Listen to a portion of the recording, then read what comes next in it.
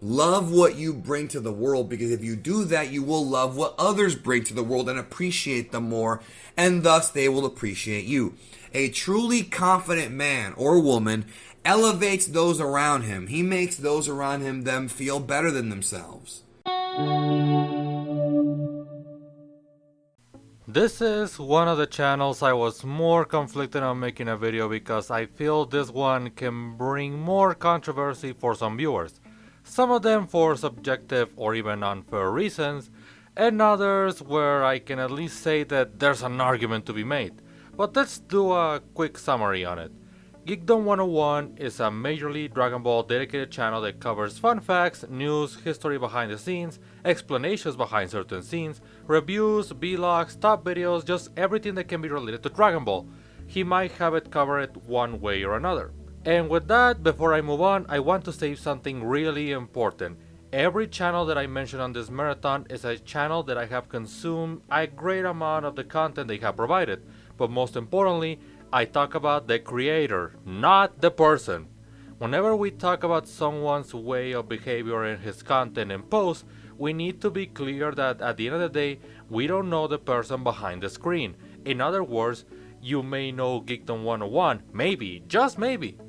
But I know for certain that you don't know Danny, at least not just based on his videos. And I do need to make this clarification not only out of respect towards the content creators I bring on this marathon, but because if the viewers, haters, or even themselves come to me and say they're being themselves online, that doesn't mean I can know everything about them as a human and history behind them by just checking their Twitter feed and videos that they're created.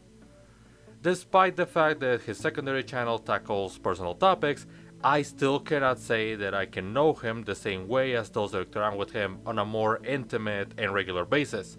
So I just want to make that clarification since it allows us to keep a certain boundary of respect towards the people I talk about in this marathon.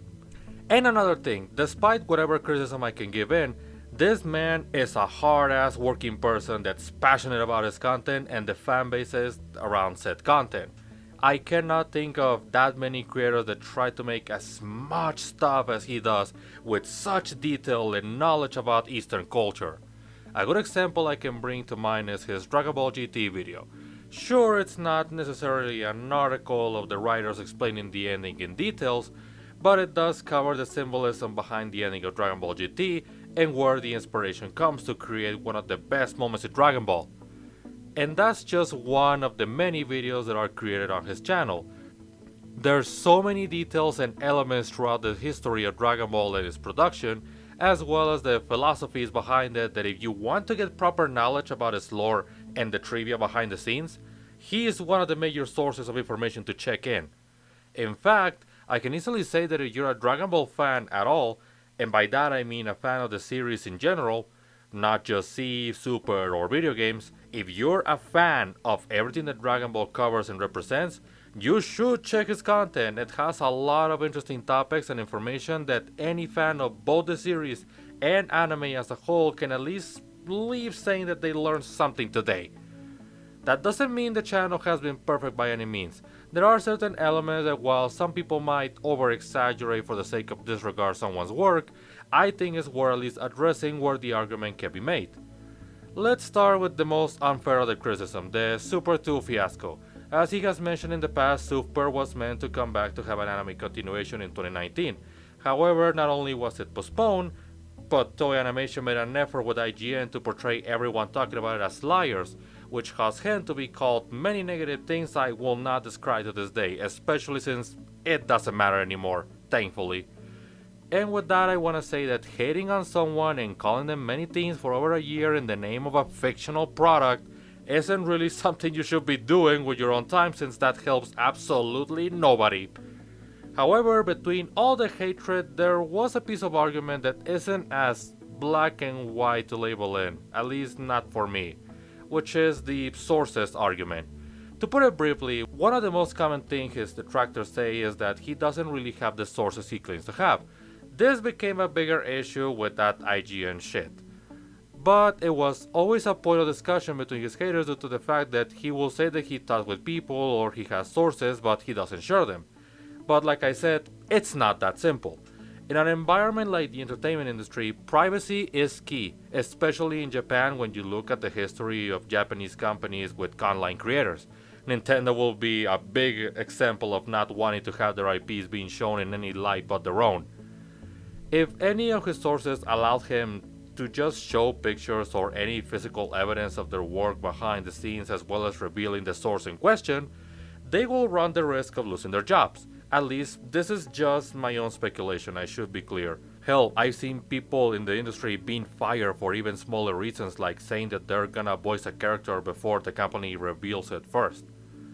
On a personal aspect, his content has always shown to be more reliable than other forms of media claiming to know the franchise as much as him or even the community around him, with his content prior being enough evidence for me to trust him on what he says. However, it's still important to not dismiss that discussion 100%. A good example I can bring here is with his video titled The Truth Behind Dragon Ball GT. In that video, he does mention a lot of names and sources and even shares video footage on some of them, like rating numbers, for example. Why not putting them on the description of the videos or a brief text? It's not a matter of thinking you're lying, I swear to God, it's not that. It's just that if you're able to show it, and again, if you're able to show it, like legally able to do it, it's healthier to take those extra minutes to add the sources for people to see it if they want to be informed on the subject. Especially if you want to just be able to shut them up like the cocks they are. Sorry. There are plenty of times where I do have a hard time finding the interviews he mentions in his videos, and will be ideal for both sides to have it as accessible as one click after watching the video. Not only does that help shutting down the detractors calling people liars, it also allows the community to be more informed by themselves regarding a topic that we all love to talk about. Whether you like it or not, people might get more info through him than through Kansenshuu or some other kind of forum. Like I said, regarding the Super 2 topic, we cannot demand for sources since there's a lot of legal elements that can be put in consideration, and I'm sure nobody would like to get someone fired for the sake of sharing sources, especially, like I said, it doesn't matter anymore. But as a general feedback regarding that topic of discussion, I think there's a lot of positives that will happen from the idea to share them when the option is available. Again, only when it's available. And another point of contention, but that's majorly, like I said, something I can't really go in detail about because I don't know Danny, I don't know the man behind the channel, is the attitude that he can have towards those that try to discredit him or his thoughts. Sometimes he can come off as condescending and overall rude to people, if not straight disrespectful. Again, at least if we talk in a context in which the internet can be oversensitive. On one hand, I do think that we live in a class generation where people can get offended quite easily, especially when all he does at times is just fight back at those calling him an idiot just because he has an opinion. However, it is important to address that, as I stated in my video on the right opinion, how we word things is important and people can use that as a way to dismiss their criticism. And while he might not have to be polite 24/7 since everybody has a breaking point when you always deal with disrespectful people for every reason possible, or just better said, assholes, it's something that's always worth keeping in mind.